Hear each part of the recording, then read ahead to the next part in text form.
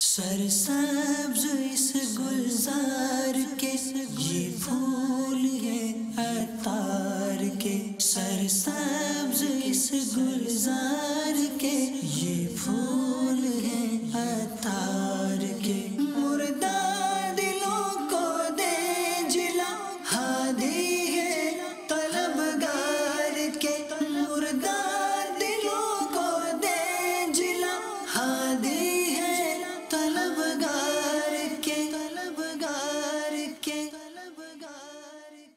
الحمدللہ رب العالمین والصلاة والسلام علی سید المرسلین، اما بعد فاعوذ باللہ من الشیطان الرجیم، بسم اللہ الرحمن الرحیم، الصلاة والسلام علیک یا رسول اللہ وعلی آلک واصحابک یا حبیب اللہ، الصلاة والسلام علیک یا نبی اللہ وعلی آلک واصحابک یا نور اللہ۔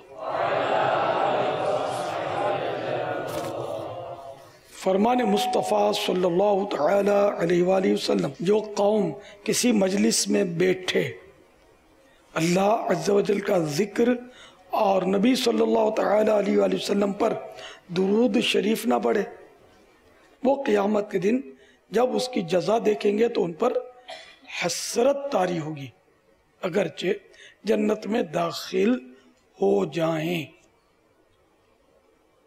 صلو علی الحبیب صلی اللہ تعالی علی محمد۔ امیر اہل سنت سے میرا یہ سوال ہے کہ ہمارا نیکیاں کرنے کا ذہن ہوتا ہے، بعض اوقات ہمیں غصہ آ جاتا ہے، ہمیں کیا کرنا چاہیے؟ ہم کوئی بھی نیک کام کریں تو اس میں ظاہر شیطان داخل ہوگا، نفس بھی شرارت کرے گا، تو کئی نیک کام ایسے ہوتے ہیں کہ جن میں یہ داخل ہو کر ہمیں مطلب یہ کہ بس گناہوں میں ڈال دیتا ہے۔ اب گناہوں سے بچنا ہے اور نیک کام اخلاص کے ساتھ کرنا ہے۔ لوگوں کا انداز اپنا اپنا ہوتا ہے، تو پھر یہ کہ تھکن لگتی ہوگی تو اس کی وجہ سے چڑچڑاپن آ جاتا ہوگا، تو پھر کوئی مزاج کے خلاف بات کر دے تو غصہ آ جاتا ہے۔ اب یہ غصہ آ گیا، یہ بھی ایک امتحان ہے، آزمائش۔ تو اگر اس کو اتارتے ہیں کسی پر تب گناہ سے بچنا بڑا مشکل، گالی نکل جائے گی، اس کی دل آزاری کر بیٹھیں گے، اس کو جھاڑ دیں گے، بعض اوقات ہاتھ بھی اٹھ جاتا ہے، یوں مطلب مزید خرابیاں پیدا ہوتی ہیں۔ تو اب اگر غصے کو پی لیتے ہیں تو کسی نے ایسا گھونٹ نہیں پیا جیسا کسی نے غصے کا گھونٹ پیا۔ یہ اتنا عظیم ہے کہ اگر کوئی غصہ نافذ کرنے پر قدرت رکھتا ہو، اس کے باوجود وہ اس پر غصہ نافذ نہ کرے تو اس کی بھی اپنی فضیلت ہے کہ اللہ تعالیٰ اس کو جنت کی حوروں میں سے جون سی حور چاہے وہ اس کو لینے کا اختیار عطا فرمائے گا۔ تو یہ کہ یہ عوام بولتی ہے غصہ حرام ہے، یہ عوام کی غلط فہمی ہے، ایسا نہیں ہے۔ غصے پر تو آدمی کو وہ قدرت حاصل نہیں ہے، آ جاتا ہے، لیکن اب یہ کہ اس کو کنٹرول کرے اور اپنے نفس کی وجہ سے کسی پر نافذ نہ کرے، صبر کر لے۔ جہنم کا ایک دروازہ ہے، وہ ان لوگوں کے لیے مخصوص ہے کہ جس کا غصہ کسی گناہ کے بعد ہی ٹھنڈا ہوتا ہو۔ اس وقت جب غصہ آتا ہے تو آدمی کی عقل پر جب غالب آ جاتا ہے تو کچھ سوچنا نہیں پڑتا، پھر وہ کر ڈالتا ہے۔ جیسے اب کسی نے غصہ دلا دیا، غصہ وہ تو چلا گیا، اب جب تک اس کی دو چار غیبتیں نہیں کرے گا نا اس کو سکون نہیں ملے گا، ایسا ہے وہ ہے میں جانتا ہوں، یا اس کو مارا، اس کو گالی نکالی ہے نا، کوئی بھی ایسی حرکت کی جو شرعاً اس کے لیے جائز نہ تھی، تو وہی غصہ گناہ پر ٹھنڈا کیا نا اس نے، تو یہ مطلب اس کے لیے وہ جہنم کا مخصوص دروازہ ہے۔ تو اس لیے جب غصہ آئے تو اس کو پیے، ٹھنڈا کرے، نہیں یوں بھی کہے کہ اللہ تعالیٰ کا جسے شکر ادا کرے کہ یا اللہ بس تو نے مجھے ثواب کمانے کا موقع دیا، کاش میں ثواب کما لوں، ٹھنڈا کر لے غصہ۔ تو یہ کہ ذہن بناتے رہیں گے تو انشاءاللہ یہ کہ آپ کی عادت پڑے گی. کیونکہ غصہ تو دلانے والے بہت آپ کو ہوتے ہی ہوں گے, غصہ دلاتے رہتے ہوں گے. آپ ایک کان سے سن کے دوسرے کان سے نکالتے, کوئی طنز کرتا ہوگا, کوئی مذاق اڑاتا ہوگا, کوئی مطلب یعنی کہ کچھ نہ کچھ بول کے بھی چلے جاتے ہوں گے الٹا سیدھا. آپ صبر کیجئے اور اجر کے حقدار بنیے. صلو علی الحبیب صلی اللہ تعالی علی محمد. پیارے باپا جان یہ بتائیے کہ اگر تھکن کی وجہ سے تراویح نہ پڑھے تو کیا ہوگا؟ اب تھکن, ایسی تھکن کیسی لگتی ہے کہ تراویح نہ پڑھ سکے؟ تراویح تو پھر عشاء کے فرض بھی شاید نہ پڑھے. تو لوگ تو تراویح اسی کو بولتے ہیں نا آج کل, تراویح رہ گئی میری. عشاء کے فرض رہ گئے وہ تو زیادہ خطرناک ہے. عشاء کا فرض وہ تو فرض ہے, وہ تو معافی نہیں ہے. تراویح کی تو پھر بھی کوئی صورت بن سکتی ہے رعایت کی. بہرحال یہ کہ فرض بھی پڑھنا ہے اور تراویح سنت موقدہ ہے, اس کا ترک برا, عادت بنائی تو گناہگار. تو تراویح پڑھنی چاہیے چاہے کتنی تھکن ہو. آپ جوان ہیں یار, ایسی کیسی تھکن یار, ہم جیسا بوڑھا آدمی بھی پوری کرتا ہے. اب میری عمر کا ہے بھی نہیں کوئی آپ میں. بوڑھوں کو بعض ایسی بیماریاں ہوتی ہیں کہ وہ بیچارہ بول بھی نہیں سکتا سب کو, اور اس کو آزمائش ہوتی ہے, تو اس کے لیے ہر کام میں مسائل ہوتے ہیں. تو اب وہ اللہ نے یہ نعمت دی ہے, تراویح تو پڑھنی ہے. یہ رمضان کی رونق ہے تراویح. نہ جتنی رونق مسجدوں میں تراویح میں ہوتی ہے اور نمازوں میں اتنی نہیں ہوتی. مغرب میں ٹھیک ہے وہ کباب سموسوں کی رونق ہوتی ہے, لیکن وہ رونق اپنی جگہ پر نفس کی رونق ہے. تراویح اللہ کا کلام پڑھا جاتا ہے, جگہ جگہ سے قرآن کریم تلاوت کی آوازیں مسجدوں سے آ رہی ہوتی ہے. یہ واقعی بولتا ہوں, اگر ہم سمجھے تو کتنی بڑی رونق ہے. ہم اپنے آپ کو محروم کریں, اپنے نفس جو ہے اس کو مار کے مجبور کر کے تراویح میں لگائیں. نفس تو کچھ کرنے نہیں دے گا, وہ نیکی سے تو دور بھاگے گا. ہم کو اس کو کان پکڑ کے نیکی پہ لگانا ہے.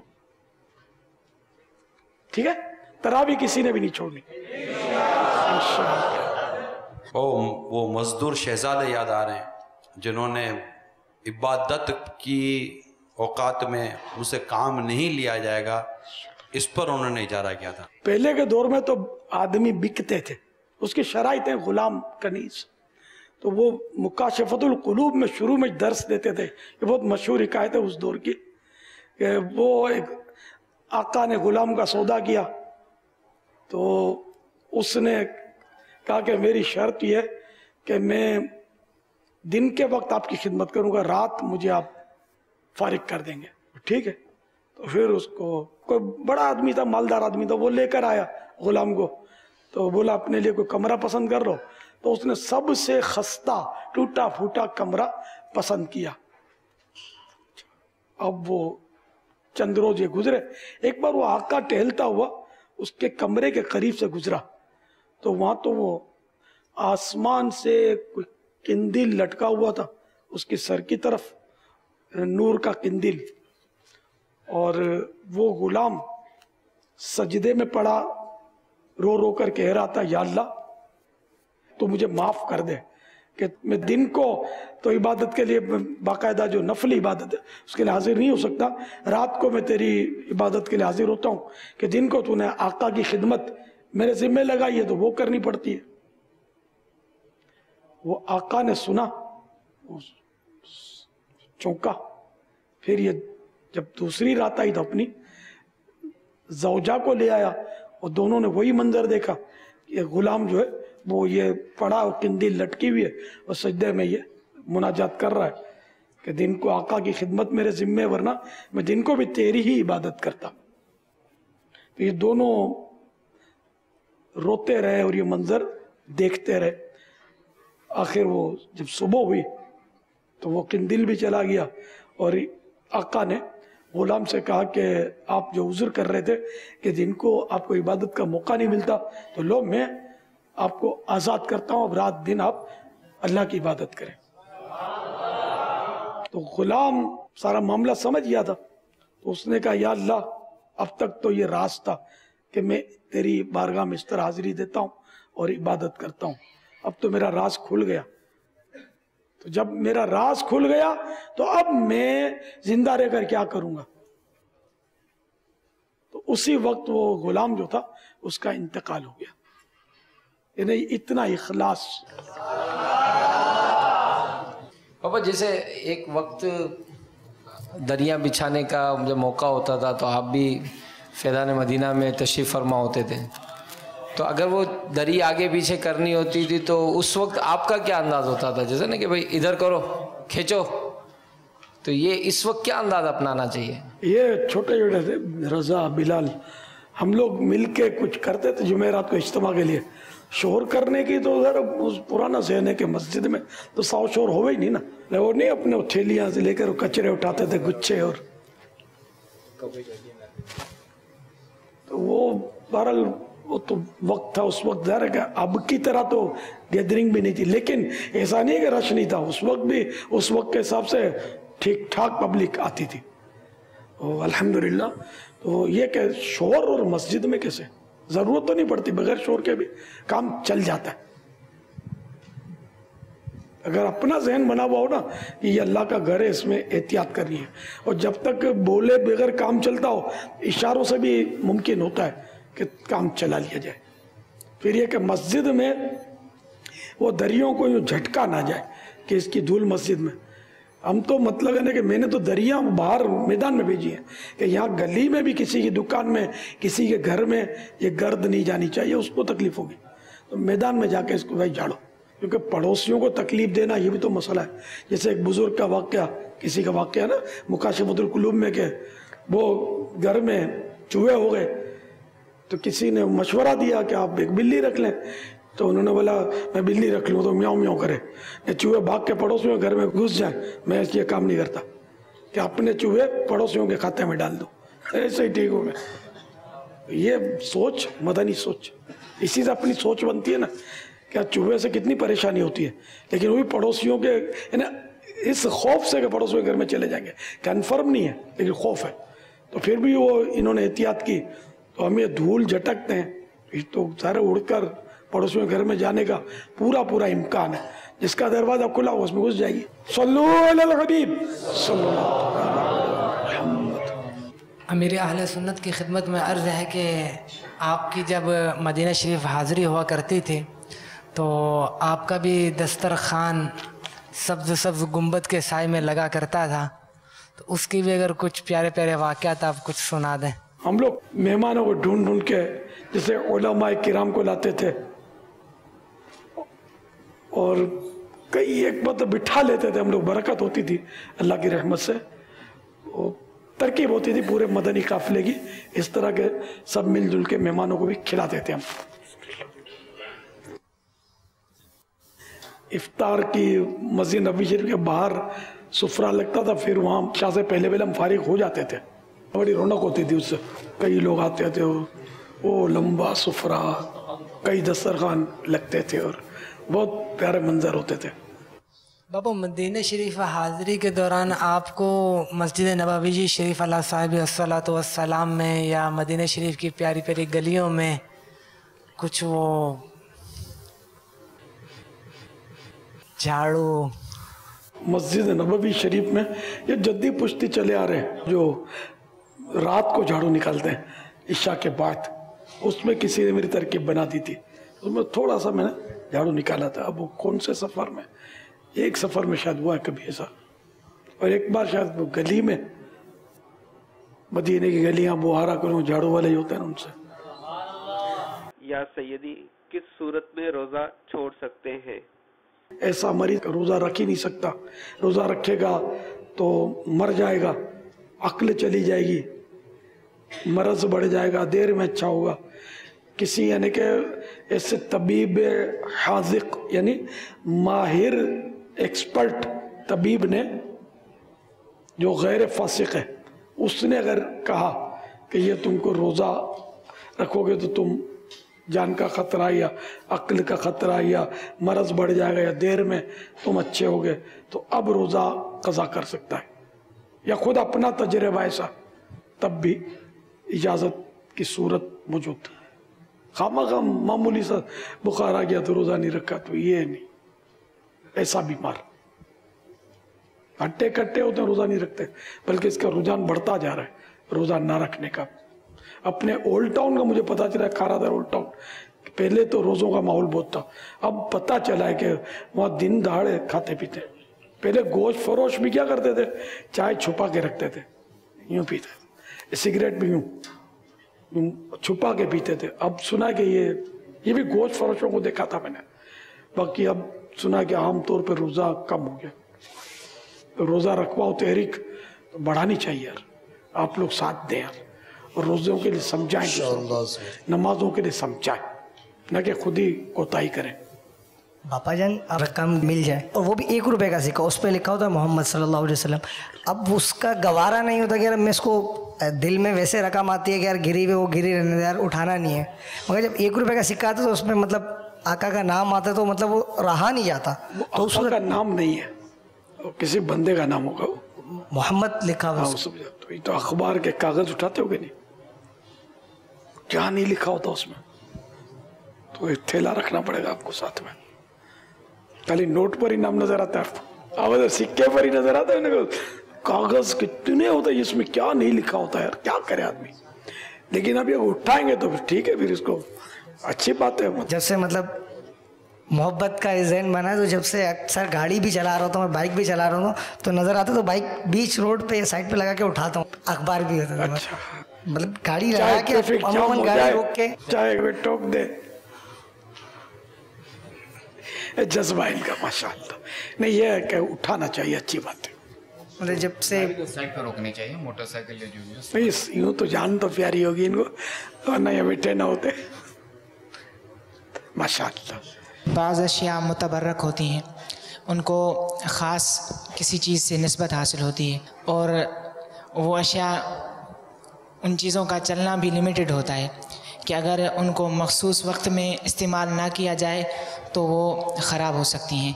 مثال کے طور پر ایک کاؤنٹر ہے، اگر ہمیں کسی شخصیت کی طرف سے ملتا ہے تو ہم اس کو یوز نہیں کرتے، رکھ دیتے ہیں، تو وہ اس کا جو سیل ہے وہ مخصوص مدت تک چل سکتا ہے، اس کے بعد وہ بند ہو جائے گا. تو آیا اس کو اس طرح رکھ دینا، اس کا استعمال نہ کرنا، یہ کیا ہے؟ اور دوسرا یہ کہ بعض اشیاء ایسی ہوتی ہیں جو کھانے سے تعلق رکھتی ہیں اور ان کو نہ کھایا جائے تو وہ ناراض ہو جاتی ہیں، لیکن پھر بھی اس کو استعمال اگرچہ کرتا ہے لیکن وہ اس کو بھی رکھ دیا جاتا ہے. تو ایسے میں کیا کیا جائے؟ بغیر استعمال کے رکھ لیا جائے، خواہ ناراض ہو جائے، یعنی جب تک راضی نہیں ہوگی تو برکت دے گی کسے وہ. اب یہ کھانا بچہ اگر کوئی رکھ لے، ہاں سکھا لے تو دانے تو کڑک ہو جائیں گے. جیسے اجمیر شریف پہ لنگر تو لوگ بانٹتے، تو سیل ختم نہ ہو جب تک اگر استعمال کرے، بعد میں بھلے رکھ لے. یہ تو صرف رکھنا، تو استعمال کرے تو زیادہ برکت نہ ملے، واقعی برکت ملے نا استعمال کرے تو. گھڑی میں سیل لگا ہوا ہے وہ تو چل ہی رہا ہے، تو یہ استعمال ہو رہا ہے. کاؤنٹر میں سیل جو ہے وہ نکال دیا گیا سیل، تو بعض اوقات یہ 1 سال کے بعد بھی سیل استعمال ہو جاتی ہے. یہ جو عام طور پہ جو نہیں برابر ہے، گھڑی میں ہوگا تو یوز ہوگا. میں جیسے ابھی آیا نا تو اب میں آ گیا، اب تو جانا نہیں ہے، تو میرے سیرانے جو 3 گھڑیاں رکھتا ہوں نا، تو ان کے سیل میں نے اس سے ہٹا دیے تاکہ اب وہ گھڑی بند ہو گئی، تو سیل اب یوز نہیں ہو رہا ہے. تو وہ اسی کے بچانے کے لیے کہ وہ خامخواہ گھڑی چلتی رہی، کوئی دیکھے گا تو نہیں، استعمال تو کرے گا نہیں اس کو. اب وہ دیکھنے کے تو ویسے بھی کام نہیں آتی، اور نیند سے اٹھانے کے لیے ہوتی ہیں، ورنہ وہ دیکھنے کے لیے تو ہاتھ میں. اب تو ہاتھ کی گھڑیاں بھی پتہ نہیں کب تک رہیں گی، تو موبائل فون میں بھی گھڑی ہوتی ہے. یہ بھی تو کل من علیہا فان، باقی تو کچھ بھی نہیں رہے گا، رہے نام اللہ کا. اسے استعمال نہ کر لیا جائے ایسی چیز جو ملی ہو، گم ہونے کا خطرہ نا. اور تورک اگر ہے کوئی تو اس کو رکھنے کا تو شروع سے ہی ہے. تابوت سکینہ ہے نا، یہ کہاں سے چلا رہا ہے؟ حضرت آدم علیہ نبینا علیہ السلام سے میرا خیال ہے یہ منصوب ہے، وہاں سے چلا رہا ہے نا. وہاں سے چلتے چلتے انبیاء کرام علیہ السلام کے تبرکات اس میں شامل ہوتے رہے. تو یہ تبرکات رکھنا تو حجر اسود کتنا پرانا ہے، مقام ابراہیم یہ پرانا ہے، کعبہ شریف کی عمارت. خیر تو तबर्रुकात रखने का तो कोई मुमानत है ही नहीं, बल्कि इसकी तो अपनी जगह पर नीयत अच्छी हुई तो सवाब पाएगा, ताज़ीमन कोई सा तबर्रुक है। अब उसको हवादिस ज़माना या मुरूर ज़माना से कुछ न कुछ मिलेगा, वो उसको नुकसान के नफ़ा के जो भी कुछ तो मिलेगा, लेकिन बात चीज़ें संभालने से नहीं होती। अब किसी ने रबड़ के चप्पल इस्तेमाल किए, हवाई चप्पल, वो रख ले गल जाएंगे, या ये अपने रबड़ बैंड ये भी कोई संभाल के रख ले तो गर्मी में ये पिघल जाएगा।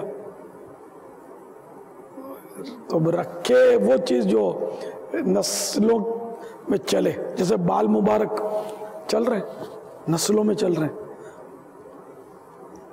तो वो बाल मुबारक जो वो बाकी हैं, उनसे और कूपलें निकल रही हैं। और सरकार सल्लल्लाहु तआला अलैहि वसल्लम से मंसूब तो ऐसे तबर्रुक आते हैं कि है ना, ताज्जुब है कि अब तक वो बाकी हैं, वरना अब कपड़े का इमामा मंसूब है। आम आदमी का कपड़ा कहाँ बाकी रहेगा, गल जाए, खलास हो जाए, नाले पाक और कई चीज़ें मंसूब हैं। अब वो खैर अल्लाह बेहतर जाने कि कौन सी चीज़ वाकई सरकार सल्लल्लाहु तआला अलैहि वसल्लम ही की है, तो इसलिए मंसूब कहते हैं कि मंसूब है, हम इसका ताज़ीम करेंगे हमको सवाब मिलेगा। सैयद भी है, वो मंसूब ही तो होता है। अब हमारे पास कोई सा आला नहीं है कि हम इसको चेक कर सकें कि ये वाकई सैयद है, लेकिन जो मंसूब है हम उसको मान लेंगे सैयद, सवाब मिलेगा एहतराम करेंगे तो। और कहेंगे तू अपना सबूत दे तो उसको ईज़ा होगी, ये इसकी इजाज़त नहीं है। बाज़ औक़ात जब वक्त कुछ गुज़रता है तो अपने अपने मुल्क के एतबार से नोट तब्दील हो जाता है। जैसे कुछ अरसा कबल आपकी तरफ से 5 रुपए का नोट पाकिस्तानी जो था ये ईदी में अता किया जाता था, अब वो 5 रुपए का नोट जो है हमारे यहाँ पाकिस्तान में ख़त्म हो गया, उसकी जगह सिक्का चलता है 5 रुपए। आप 5 रुपए के दौर के, शाकिर भाई 1 रुपए के दौर के। जी जी है क्या नहीं कोई रुपया तो आपके पास? अब रुपये वाले किसी ने दिया होगा, 1 रुपया है आपके पास, और 2 का नोट 1 रुपए का तो आपने रखा है। अच्छा माशा,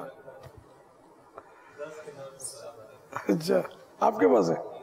अब ये तो ठीक है, हम जो अहले मोहब्बत हैं, जो अकीदतमंद हैं, वो तो बतौर तबर्रुक ही से महफूज रखेंगे, लेकिन जिसका इस तरह का जहन नहीं है, इसके लिए तो वो 2 रुपये, 5 रुपये, 10 रुपये एक नोट ही की तरह है। अब उस पर वक्त कुछ ऐसा गुजर गया कि अब उसकी मालियत थी, अब ना रही।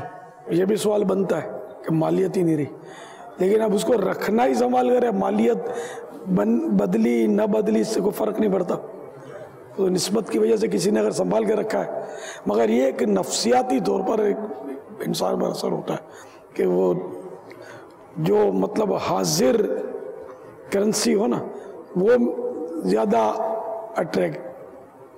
जैसे अब कोई आ गया तो भाई वो हाजिर सर्विस, रिटायर नहीं बोलते, अपने आप को हाजिर सर्विस बोलते हैं, हालांकि ये उस वक्त रिटायर होते हैं, तो रिटायर की इतनी वो अहमियत नहीं रहती जितनी हाजिर सर्विस की होती है। ज़रा बाबा ये नोट पर जो आपके 1 रुपये 2 रुपये वाले आते थे, नोटे मदीना भी लिखा होता था। वो ऐसा होता था कि मदीने मुनव्वरा से नोटें उनकी फ़ज़ाओं से गुजार कर हम लाते थे, तो बाज़ों का मंगवाते थे, ईसाई भाइयों को भेजते थे, ले आए। मगर इसका साइड इफ़ेक्ट ये हुआ कि अब हर नोट को नोटे मदीना, अब तक बोलते हैं नोटे मदीना दो।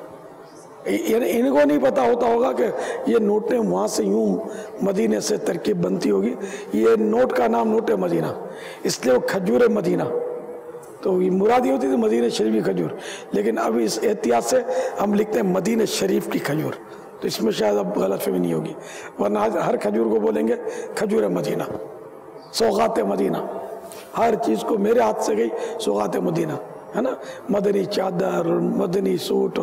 मैं गुलजार अभी में खादिम था और मुझे मदरसे वाले तलबा जो है ना, उन्होंने कहा था कि आप हज़रत साहब से कहें आपको मदीने की टिकट दिलवाएंगे, इनके काफ़ी मुरीद हैं, तो आपका काम हो जाएगा।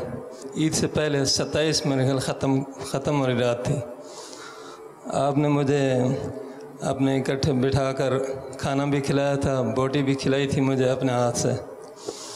اس کے بعد پھر 100 کی نوٹ نکالی آپ نے. میں نے کہا حضور مجھے مدینے کی ٹکٹ چاہیے بس. ایک اور اسلامی بھائی تھے, انہوں نے کہا حضرت صاحب جو کچھ دے رہے ہیں یہ لے لو, انشاءاللہ آپ مدینہ پہنچ جائیں گے. پھر میں نے آپ کے ہاتھ سے وہ نوٹ لیا, اس کو سنبھال کر رکھا تھا کچھ عرصہ. اس کے بعد دکان کریانہ کی میں نے شروع کی تھی, تو اس میں اس نوٹ کو استعمال کیا تھا. اس کے بعد الحمدللہ اس سے میں نے رکشہ لیا تھا, کچھ دن رکشہ چلایا, پھر 25,000 کا وہ رکشہ بیچا تھا. 25,000 میں عمرہ کا ٹکٹ ملا, میں عمرہ کر کے آ گیا ہوں الحمدللہ. دیکھو نا, تبرک کو فنا کیا تو مدینے پہنچے. اگر وہ تبرک تھا بھی تو بھائی 100 روپے فنا ہوئے بغیر تو کاروبار شروع نہ ہوتا. آپ کا حسن احسان ہے, اللہ نے اسباب کر دیے. اب آب زمزم ہے, تبرک ہے, اب اس کو جب تک فنا نہیں کریں گے کام ہونا مشکل, پینا ہوگا. یہ اس کے بسوں میں وہ ویسیڈیاں, یہ آڈیو کیسیٹیں چلواتے تھے, پھر ویسیڈیاں شروع کیا, اب میموری کارڈ چلواتے بسوں میں. اویس بولا, اویس مجھے کہا کہ یہ ساتھ بہت دیتے ہیں, یہ لگ گئی, یہ دوستی لگتا ہے. یہ بھی ایک اچھا کام ہے, بہت عمدہ کام ہے. بسوں میں چلوانا, گانے بازوں سے کچھ جان چھوٹے. اور یہ آج کل وہ بڑی رکشائیں چل رہی ہیں, اس میں بدلی ہو رہے, ابھی نیا نیا کام ہے نا, تو جلدی ہو رہا ہے کام. پھر رمضان ان کی میموریاں لے کر 10 روزے تک میموری ایسا کارڈ چلتا رہے گا, پھر اس کے بعد اللہ کرے چلتا رہے میموری کارڈ. اور رمضان میں بھی اب تو گانے ہی بجتے ہوں گے, پہلے تو لوگ احترام کرتے تھے, اب دعا کرے کہ یہ گانے ختم ہو اب جائے. تو یار بری حالت ہوئی ہے. بابا سب کے لیے چل مدینہ کی دعا کر دے بابا. پیارے مرشد کریم کی بارگاہ میں عرض ہے کہ نکاح اور ولیمے کے یہ جو مواقع ہوتے ہیں, ان میں کوئی خاص دن کی فضیلت موجود ہے یا کسی بھی دن؟ نکاح کا مستحب ہے جمعہ کے دن ہونا. بہار شریعت حصہ 7 صفحہ نمبر 6, نکاح کا بیان. بابا آپ کا نکاح کس دن ہوا؟ جمعے کا ہوا. مفتی فخر الدین صاحب نے پھر جمعہ نور مسجد میں, میں ہی نور مسجد میں تھا نا ان دنوں. یا سیدی, سرکار صلی اللہ تعالی علیہ وآلہ وسلم کس طرح گوشت تناول فرمایا کرتے تھے؟ سرکار صلی اللہ تعالی علیہ وآلہ وسلم جب گوشت تناول فرماتے یعنی کھاتے تو اس کی طرف سر اقدس کو نہ جھکاتے, بلکہ اس کو اپنے دہن یعنی مبارک منہ کی طرف اٹھاتے اور پھر دندان مبارک سے کاٹتے. بنگلہ دیش میں ہر گھر میں ایک افطار ہوتا آئٹم, وہ چنا, اس کو موری کہتے ہیں, ایک آئٹم ہوتا. یہ ہر گھر میں پھل فروٹ بھی ہوتا, لیکن یہ ہر گھر میں ہوتا ہے. تو اس کے ٹیسٹ کے لیے وہ کاچا پیاز اس کے اندر دینا پڑتا, نہیں دینے سے وہ ٹیسٹ نہیں ہوتا. تو یہ کھا کر فوراً افطاری کے بعد مسجد میں چلا جاتے مغربی نماز پڑھنے کے لیے. اس کا بارے میں ہاں, یہ کچی پیاز چنے میں یہاں بھی ڈالتے ہیں. یہاں سموسے میں بھی جو پیاز ہوتی ہے نا, مسجدوں میں سموسے آتے ہیں, اس میں کچی پیاز کے ٹکڑے ہوتے ہیں جو تلنے سے ایک دم گل نہیں جاتے, کچے رہتے ہیں. اور چنے میں تو یہاں بھی ڈالتے ہیں. تو یہ اگر منہ میں بدبو ہے پیاز کی, اس حالت میں مسجد میں داخل ہونا یہ حرام ہے. لیکن بدقسمتی سے مسجد میں کچی پیاز والے سموسے اور چنے کھائے جاتے ہیں. افطار میں لوگوں کو مسائل نہیں پتہ ہوتے, تو اس لیے ایسے چنے مسجد میں نہ بھیجیں جس میں کچی پیاز ہو. خریدتے وقت بھی دیکھ لیں. اس طرح سموسے کو بھی پہلے چیک کر لیں کہ اس میں کچی پیاز تو نہیں ہے. پاپا جان میرا نام محمد ارسان اختر ہے. تو پاپا جان جو کسٹمر کو گوشت دیتے ہیں تو اچھا پیس نکال کے دکھاتے ہیں, اسے کہتے ہیں دیکھو سبحان اللہ کیسا پیس ہے, تو ذکر کرواتے ہیں. تو ایسا کروانا کیسا ہے؟ بلا وجہ اس سے ذکر کروانا, یعنی اپنے گوشت مال کی تعریف کروانا. تو وہ تو سبحان اللہ نہیں بولتا ہوگا گاہک, تو کسٹمر زبردستی گلوا دیتے, دیکھیں کیسا پیس ہے ماشاءاللہ. وہ تو آپ یوں ہے نا, ترغیب ہوئی نا, وہ بولے نہ بولے آپ کے نصیب. اپنی چیز کی عمدگی ظاہر کرنے کے لیے درود شریف پڑھنا, سبحان اللہ کہنا, اس کو تو بہار شریعت میں ناجائز لکھا ہے. فضائل بتاتے ہیں کہ پٹ کا گوشت کھانا سنت ہے، دستی کا گوشت یہ کھانا سنت مبارک ہے. ایسے دکانداری میں اپنی دکانداری چمکانے کے لیے سنتیں بتانا کیسے. گردن کا بھی ثابت ہے، پشت اور دست. اب دست سے مراد دستی تو یہ پورا جو پیس ہوتا ہے نا آپ کا پسلیوں والا، اس کو آپ لوگ بولتے ہیں دستی. یعنی یہ جیسے بکرے کے 4 پیس کریں گے ہے نا، تو جو اوپر کا جو یہ پورا ہے نا اس کے 2 بیچ میں سے کرتے ہیں، یہ سارے کو یہ لوگ دستی بولتے ہیں. دستی سے مراد وہ نہیں اپنے جس میں وہ ہڈی نکلتی ہے چوڑی، وہ جو نکالتے ہیں نا شانہ، شاید دستی اس کو بولتے ہیں. مگر یہ پسلیوں کو بھی سینے کو بھی سب کو دستی میں کھپا دیتے ہیں. تو اس لیے وہ سنت بولنے سے پہلے تو سوچ لینا چاہیے، سرکار کی طرف کوئی ایسی چیز منسوب نہ کی جائے.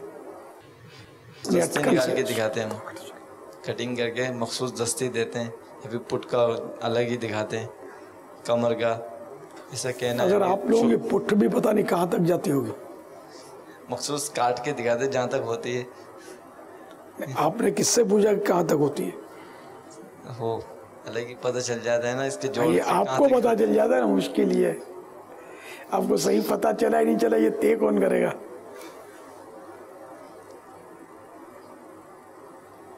اچھا گردن کا ثابت، تو اب گردن سے بھی آپ لوگ جو کرتے ہیں نا گردن کا حشر، اوپر کا گوشت نکال لیتے ہیں، اس کا قیمہ بنا کے کھلا دیتے ہیں. تو کیا وہ بچی ہوئی ہڈیاں کھانا سنت ہے؟ یعنی ایک تہ جو ہے گوشت کی یہ لوگ نکال لیتے ہیں قیمے کے لیے. اب قیمہ بھی تو دینا ہے نا، گاہک ہوتے ہیں قیمے کے. پھر بھی گردن میں گوشت تو ہوتا ہے.